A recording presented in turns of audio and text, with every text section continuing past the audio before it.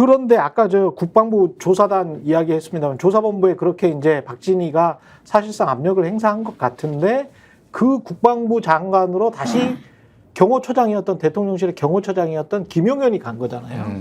그리고 신원식은 다시 대통령실로 간 것이고 안보실로. 국가안보실장으로 간 거고 그러면 김용현을 여기다가 그냥 김용현의 방점을 둬야 되겠죠. 김용현 그렇죠. 국방부 장관에. 예, 대부분 보도나 이런 걸 보더라도 이거는 지금 파워 게임에서 지금 김용현이 승리한 거다. 신원식이 밀린 거다.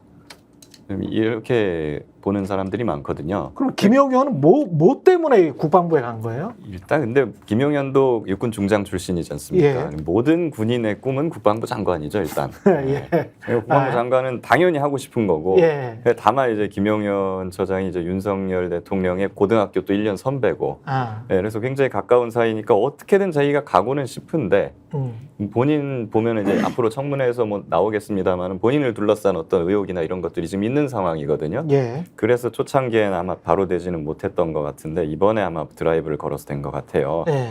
근데 한번 이 상황에서 어떻게 보면은 왜 김용현을 국방부 장관으로 딱 앉히겠느냐 하면 여러 가지 의혹들이 지금 나오는데 뭐 첫 번째는 이제 본인도 그렇지만 최혜병 사건에 어떤 관여된 그런 것들이 있으니 확실하게 그렇죠. 이 최혜병 사건을 컨트롤해가지고 처리할 만한 그런 사람을 장관으로 보내는 거 아니냐라는 게 있고 두 번째는 또 이거는 좀 가능성이라든가 그러니까 정황 자료는 좀 부족합니다만은 계엄에 관한 얘기도 나오고 있습니다. 계엄에 관한 이야기. 계엄 준비를 한다. 예.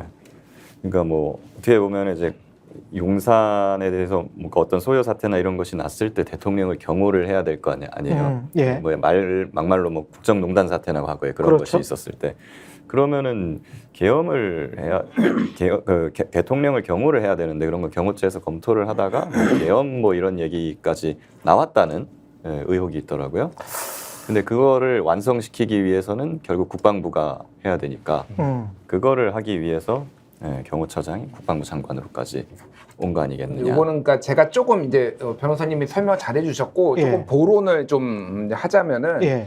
그러니까 윤석열 대통령하고 누가 가장 가까운 사이이고 누가 지금 가장 큰 권력을 행사하는가를 이제 보면은 그렇죠. 이거는 이제 두 사람의 김태유와 그리고 김용현 이 두 사람이 실세고 이 두 사람이 원하는 대로 지금 그림이 그려졌다라고 보는 게 맞을 것 같아요. 기자들은 다 그렇게 생각하는 것 같더라고요. 예. 그러니까 어쨌든 장호진 지금 7개월 만에 지금 안보실장이 교체가 됐거든요. 장호진 원래 허수아비였잖아요. 그러니까 외교부 출신이고 그런데 이제 사실 너무 자주 갈아요 지금. 이제 네 번째예요. 그러네요. 그러니까 지금 김성한, 조태용, 장호진, 신원식까지 지금 안보실 근데 아직 한 번도 바뀌지 않은 장관과 뭐 이렇게 장관은 이제 그러니까 뭐 이제 총리도 그러고 막 안 바뀌는 데도 많은데 계속 바뀌고 있어. 이게 지금 안보실에 그래서 오늘 동아일보는 지금 미국 지금 대선도 앞두고 있는데 이런 식으로 지금 막 안보 라인 막 흔드는 게 맞느냐 이런 식으로 기사 썼더라고요. 근데 중요한 거는 어쨌든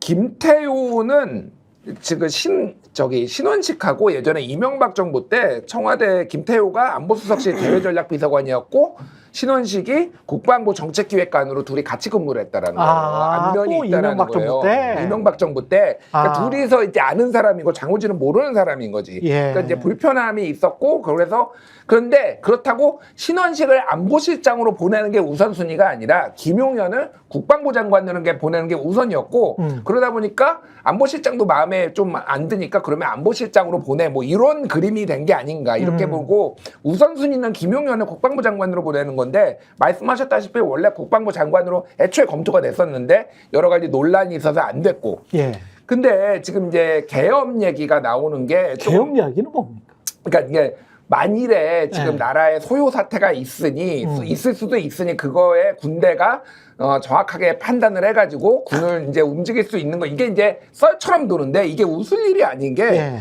굉장히 좀 복잡한 일들이 있어요. 왜 그러냐면은 지금 방첩사령관이 그러니까 일단 윤석열 충안고 김용현, 윤석열 1년 충안고 선배. 근데 최근에 작년 11월인가? 맞아. 방첩사령관이 충안고 갔어. 방첩사령관이 충안고예요. 방첩사령관이 뭔지 아세요? 뭐 기무사가 기무사 전이고 보안사요. 전두환이 했던 그 보안사가 그러니까 지금의 방첩사가 된 거예요. 이게 보안사가 기무사가 됐다가 방첩사라는 걸 내는데 쉽게 얘기를 하면은 군대 내에서의 이게 말은 이름은 간첩을 잡는 건데 군대 내에서의 뭐 예를 들면 쿠데타라든지 아니면 이상 움직임 이런 거를 내부 감찰하는 게 방첩이에요. 그렇기 때문에 사실은 국방부 장관이 하고 같은 고등학교나 뭐 대학 뭐 이런 거를 하면 안 되는 거예요. 원래 견제용으로 있는 거예요. 그러니까. 예. 근데 이거를 충암고로 해놨고 저는 오늘 이거는 김병주 의원한테 들은 건데 777 그 사령부 그 사령관이 이게 지금 또 충암고래요. 777은 777이 무슨 뭐냐면은 부대예요? 근데 이름도 없는 그 뭐냐면은 이게 우리나라에 예. 이 정보를 수집하는 데가 이제 예. 여기 이제 방첩사 말고도 정보사가 있고 777이 있어요. 37이라고 부르는데 예. 777 사령부는 뭐냐면은 정보사는 휴민트 사람 정보를 캐는 거고 예. 777은 모든 통신 기록을 다 가지고 가는 거예요. 여기가. 그러니까 정보가 다 모이는 거예요. 그러니까. 미국으로 예. 치면 미국의 NSA라고 있잖아요. NSA. 모든 예. 전 세계를 도청하고 예. 감청하는 기관. 예. 그거랑 같은 일을 하는 곳이다. 한국에서 자 그러면 보십시오. 예. 이게 보안을 옛날 전두환이 했던 거 보안사가 지금 방첩사가 돼가지고 여기에서 모든 군대 내에서 정보를 다 가지고 있지. 그리고 모든 통신 기록이나 군대 내에서 이런 거를 지금 777 사령관인데 다 충한 거야. 국방부 장관까지. 이게 그러니까.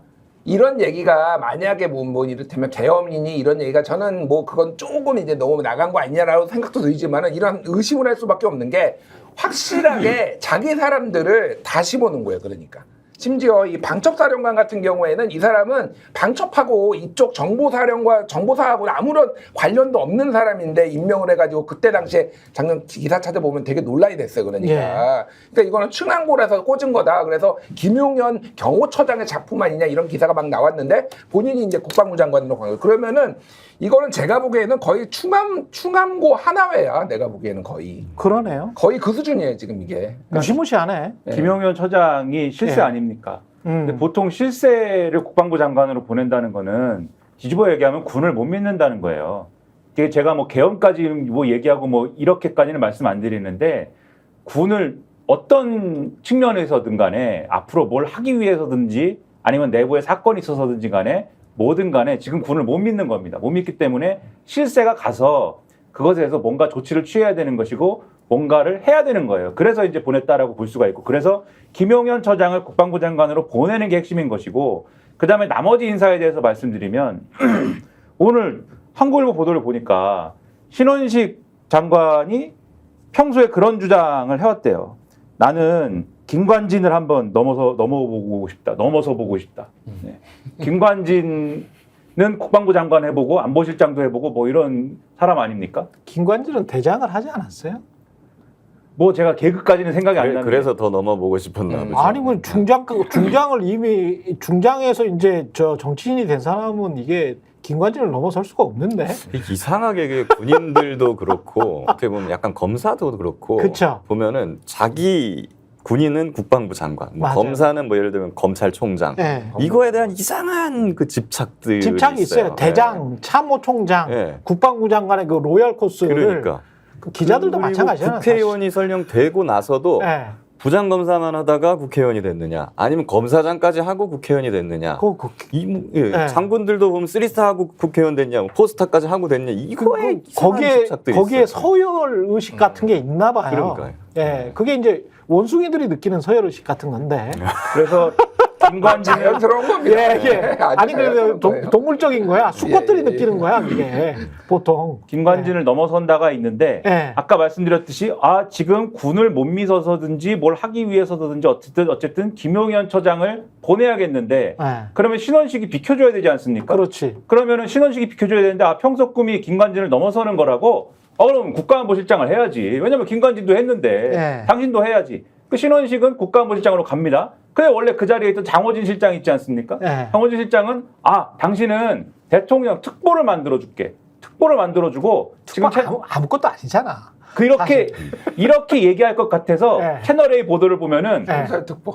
용산에다가 이 사람 사무실도 만들어주고 이 사람 부하들도 만들어줘. 이래가지고 뭔가가 있는 특보처럼 해줘. 그러나 그래봐야 말씀하신 대로 이거는 허수아비거든요. 예. 어쨌든 이렇게 좀 격식을 갖춰줘. 절대 장호진 경질이 아니야. 지금 이렇게 얘기하고 있는데 오늘 보도를 보면 장호진 실장은 자기가 인사가 나는지를 몰랐대요. 몰랐대요? 몰랐대요. 아침에 알았대요. 아침에 알았고 외교부와 관련돼 있는 외교 라인들이 이 인사를 한 명도 몰랐답니다. 아무도 몰랐대요. 그리고 이 정부 초기 때도 김태효가 뒤에서 자기의 상관인 실장을 뽑는다라는 이야기가 있었거든. 뭐 김태호랑 예. 뭔가 갈등이 있으면 다 조치됐어요. 예, 지금까지. 그렇지. 그래서 장호진은 모르는 상태에서 제껴진 것이고 그러면 이제 장호진이 제껴져 있는 거에 대해서 아무리 특보단을 만들어주고 뭐 사무실을 줘도 그게 어쨌든 간에 경질됐다라는 거는 공식화되는 거지 않습니까? 그렇죠. 설명할 논리가 있어야 되잖아요. 설명할 논리가 뭐냐면은 지난번에 북한하고 러시아랑 거의 군사동맹이 됐는데 그 당시에 국가안보실이 뭐라고 그랬냐면 거기까지는 아니야 뭐 이랬거든요. 그렇긴 했지. 그렇죠. 근데 장호진이 책임자고 장호진 실장이 사실은 러시아 대사 출신입니다. 그러니까 러시아에 대해서 당신이 책임질 줄 알았는데 역시 안 되는구만. 이거를 물어가지고 보내버린 거예요, 사실은. 이렇게 처리한 다음에 지금 이제 김태호 씨 말씀하셨잖아요. 김준일 평론가님 말씀하신 것처럼 신원식 김태호는 잘하는 사이이기도 하고 또 국가안보실장이라는 자리는 앞으로의 여러 가지 일들을 봤을 때 물론 안보와 관련된 여러 가지 뭐 청사진이나 능력도 필요하지만 외교와 관련된 능력이 굉장히 중요하게 있어야 되지 않습니까? 근데 신원식 장관이 그런 능력을 갖춘 인물이냐? 전혀 아니거든요. 안보에 대해서 군인이 할 수 있는 것들은 충실히 할 수 있을지 모르지만 외교에 대한 거는 못하지 않습니까? 전혀 못하잖아요. 그러면 그거 누가 합니까? 김태호 씨가 하는 겁니다. 그래서 신원식 국가안보실장 체제에서 그 장호진이 있을 때는 김태호가 예를 들면은 자기 권한의 한 50%밖에 활용을 안 했다라고 하면은 신원식 체제에서는 거의 김태호 씨가 한 70% 거의 90%까지 할 거다. 요런 그림으로 지금 온 거다. 이렇게 이해하는 게 맞겠다라는 거죠. 저희가 얘기할 때 오셔가지고 라이브로 관전하시기 바랍니다. 반드시 주변 사람들 데리고 오시기 바랍니다. 구독, 좋아요, 알림 설정 해주시기 바랍니다. 좀 살려주십시오. 저 좀.